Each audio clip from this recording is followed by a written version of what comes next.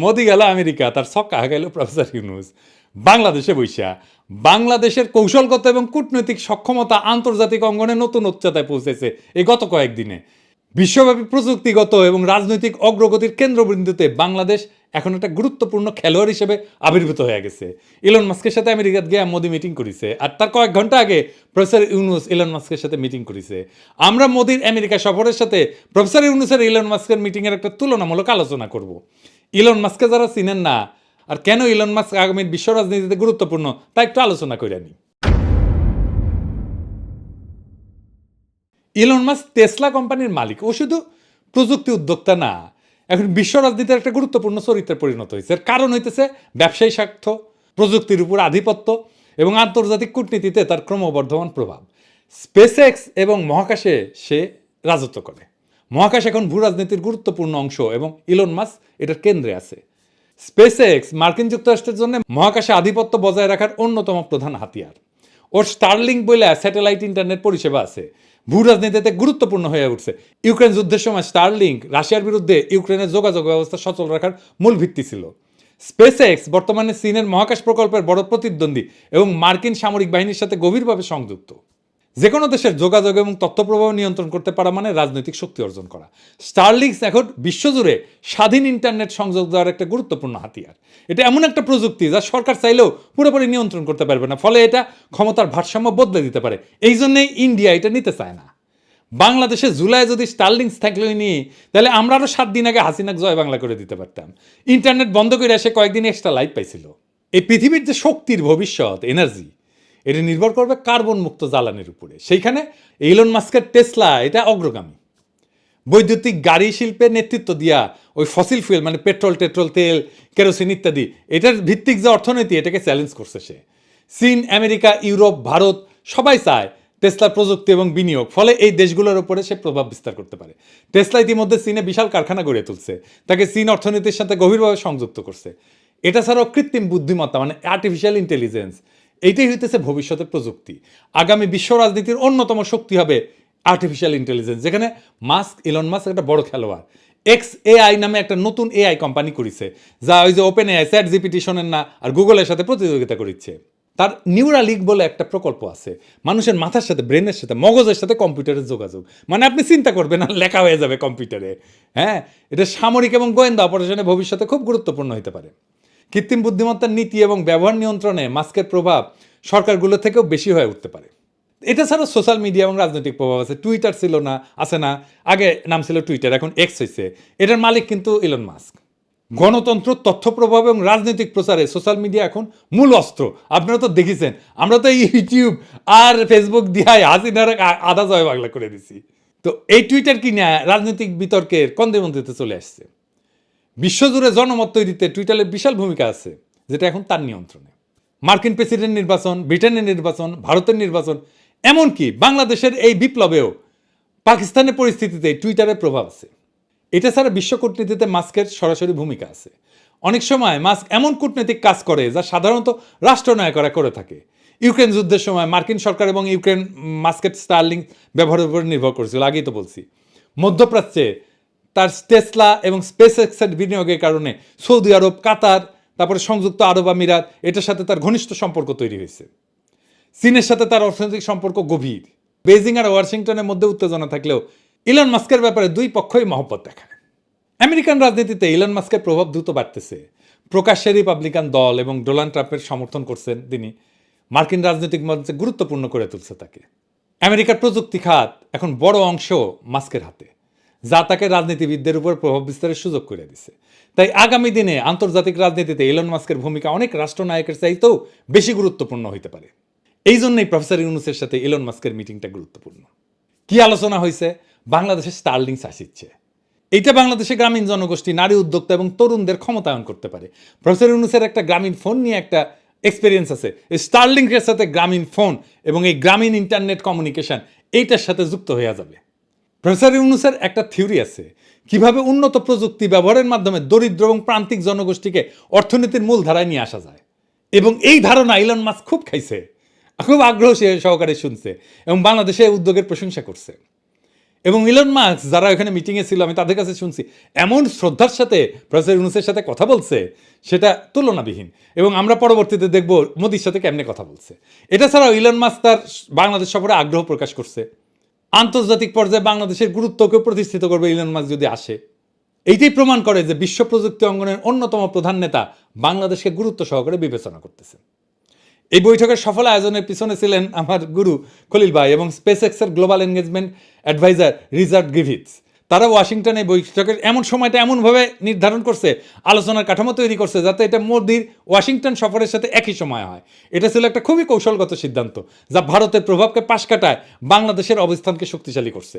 এইখানে নরেন্দ্র মোদির ব্যর্থতা কি? মানে আমেরিকা সফরে ইলন মাস্ক এবং ট্রাম্পের সাথে মিটিংয়ে এটা একটা কূটনৈতিক বিপর্যয়। আসেন কূটনৈতিক বিপর্যয়টা কি এটা একটু বুঝে দেখি।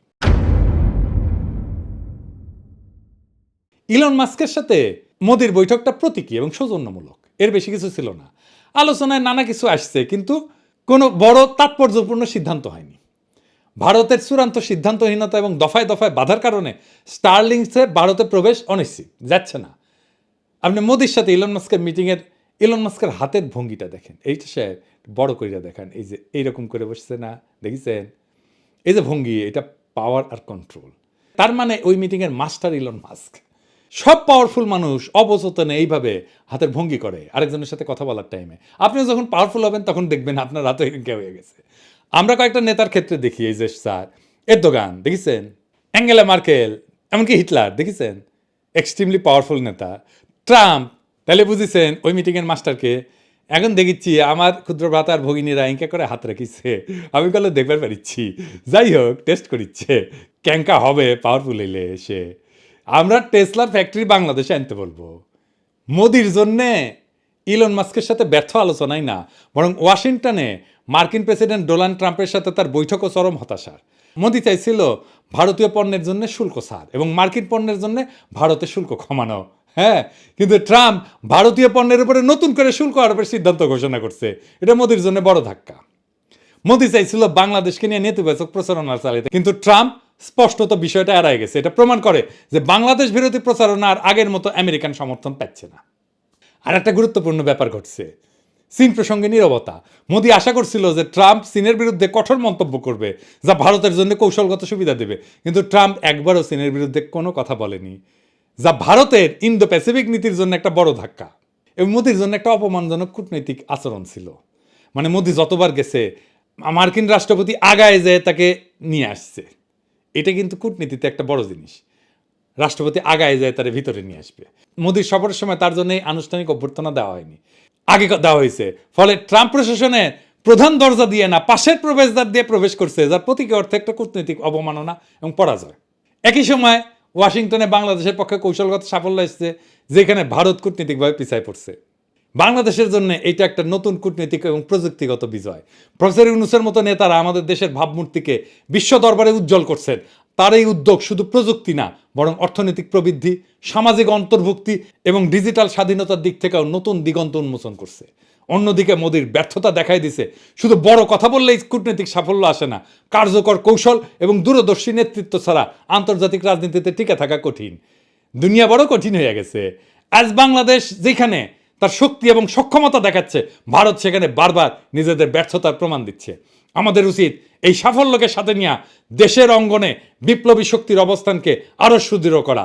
আগস্ট বিপ্লবের যে অসমাপ্ত কাজ আছে তা এক্ষুনি সম্পন্ন করতে হবে প্রফেসর ইউনূসকে। হাসিনা আর তার সাঙ্গপাঙ্গদের বিচার সম্পন্ন করতে হবে, সকল সংস্কার সম্পন্ন করতে হবে। আন্তর্জাতিক আর জাতীয়ভাবে প্রফেসর ইউনূসের সরকার এত সংহত অবস্থায় আর কখনো ছিল না। আমরা এইদিকে 32-এর ডিসি বুলডোজার চালায়, আর প্রফেসর ইউনূস আমেরিকার দেশে বুলডোজার চালায় মোদির উপরে। বাংলাদেশ এখন এক নতুন সম্ভাবনার শক্তিশালী প্ল্যাটফর্ম। আমরা আগস্ট বিপ্লবকে ব্যর্থ হইতে দিইনি, আমরা আগায় নিছি নতুন নতুন বিজয় দিয়া বাধাকে মোকাবেলা কইরা। জনগণের প্রবল দেশপ্রেম আর প্রফেসর ইউনূসের অতুলনীয় দক্ষতা দিয়া আমাদের বিপ্লবকে রক্ষা করতেই হবে আর আগায় নিতে হবে সামনে। হাসিনার আমলে পুলিশ সরাসরি গুলি কইরা মানুষ মারত, সেই একই পুলিশ আজকে দেখেন ছত্রভঙ্গ করতেছে। দেখেন দেখেন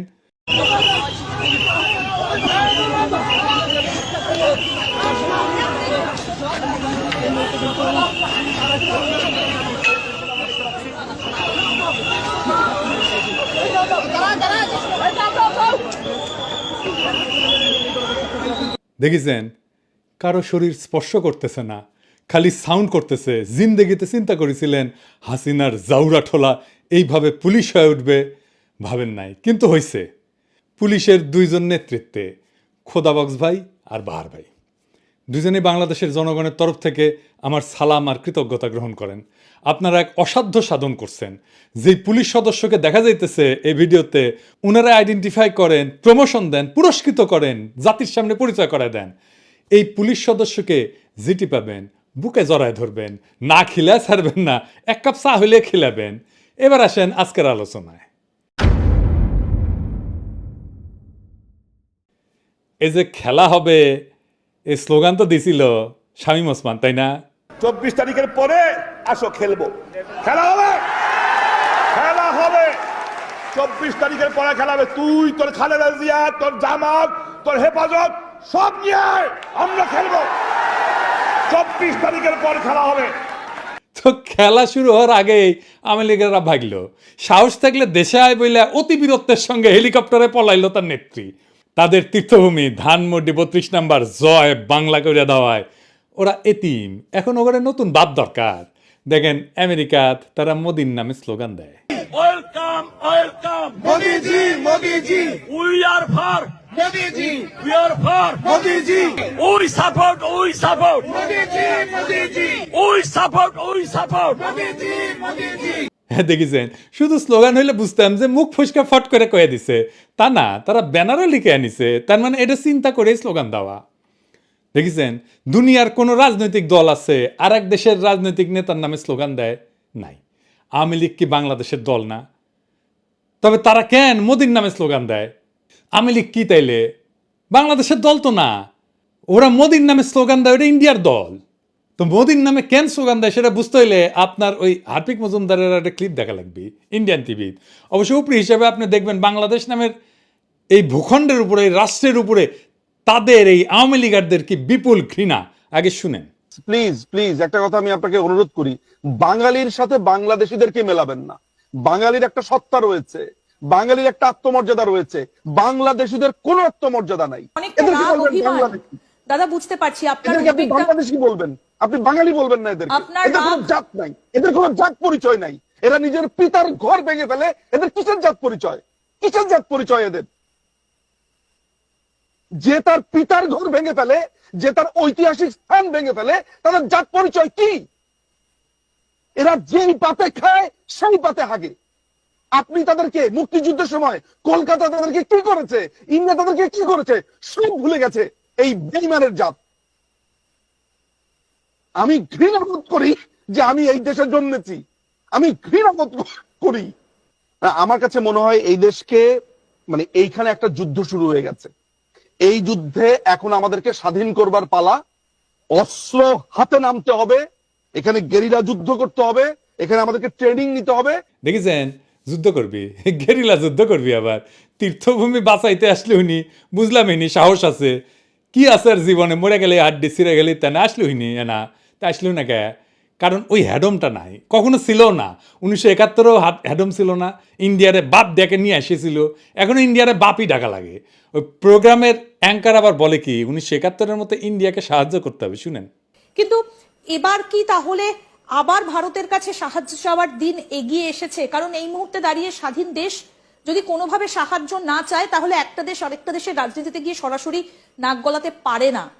বাপরে, আমেরিকা থেকে 5 হাত লাথি দিয়ে ডান্ডে বেরিয়ে পড়ে পেটে দিছে, আর ওই বাংলাদেশে আওয়ামী লীগরা আবার ক্ষমতাত বসে দিবি।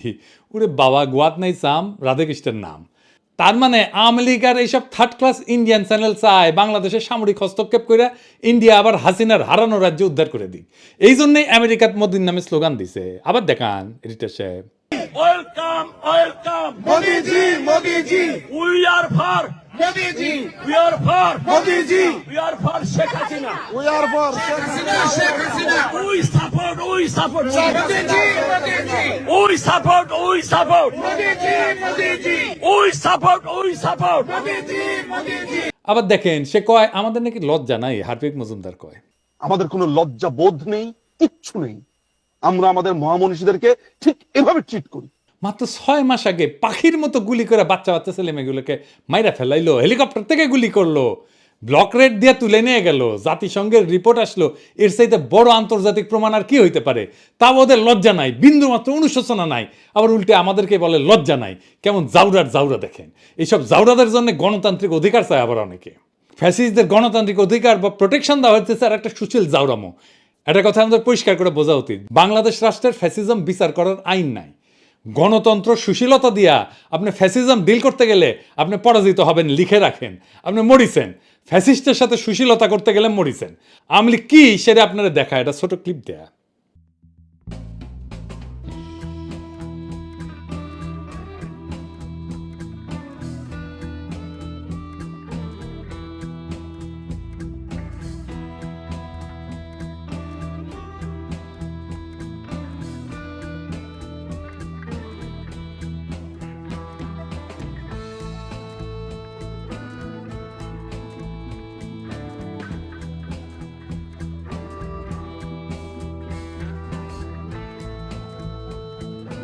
দেখেছেন, আওয়ামী লীগ হইতেছে কুত্তাটা, আর ওই কুত্তাটারে যে বাঁচাইতে আসিছিল ওই হচ্ছে বাঙ্গু সুশীল। মারা খাবি ওই, আওয়ামী লীগের হাতেই মারা খাবি ওই। একজন ফ্যাসিস্ট নেতা কি গণতন্ত্রে বিশ্বাস করে? বাক স্বাধীনতা আস্থা রাখে না রাখে না? আপনি গণতন্ত্রের প্যারাডাইমে ফ্যাসিজমকে আনতেই পারবেন না, ওটা ফ্যাসিজমের জায়গা না। দ্বিতীয় বিশ্বযুদ্ধের পর জার্মান নির্বাচন কখন হয়েছিল? প্রথম নির্বাচন হয়েছিল 14ই আগস্ট 1449 সালে, হিটলারের পতনের 4 বছর পরে। তো যুদ্ধের পর তারা কি করলো? বিশেষ আইন করে ফ্যাসিস্টদের বিচার করলো। রিপাবলিকের সাধারণ গণতান্ত্রিক আইনে ফ্যাসিস্টদের বিচার সম্ভব ছিল না। নতুন সংবিধান করছিল নাৎসি শাসনের পতনের পর গণতন্ত্র প্রতিষ্ঠার জন্য। এটা তৈরি করতে 48 থেকে 49 সাল পর্যন্ত আলোচনা চলে এবং 23শে মে 1949 সালে এটা কার্যকর হয়। তারপরে হয় ইলেকশন। এই সংবিধান অনুযায়ী 1949 সালে 14ই আগস্ট প্রথম নির্বাচন অনুষ্ঠিত হয়। তো এই সুশীলদের কেন মনে হচ্ছে একজন ফ্যাসিস্টের জন্য গণতন্ত্রের প্রোটেকশন দরকার? সে কি গণতন্ত্র বিশ্বাস করে? সে কি জয় বাংলা বলা বন্ধ করবে? সে কি জঙ্গি, পাকিস্তানের বীর্য, মব, তৌহিদ, জনতা এই সমস্ত বইলা আমাদের মুখে থুতু দেওয়া বন্ধ করবে? ফ্যাসিস্টদের গণতান্ত্রিক অধিকার বা আইনের প্রোটেকশন দেওয়া আপনার হচ্ছে সুশীল জাউরামো। মনে রাখবেন, ফ্যাসিস্ট বাক কেন কোনো স্বাধীনতাতেই বিশ্বাস করে না।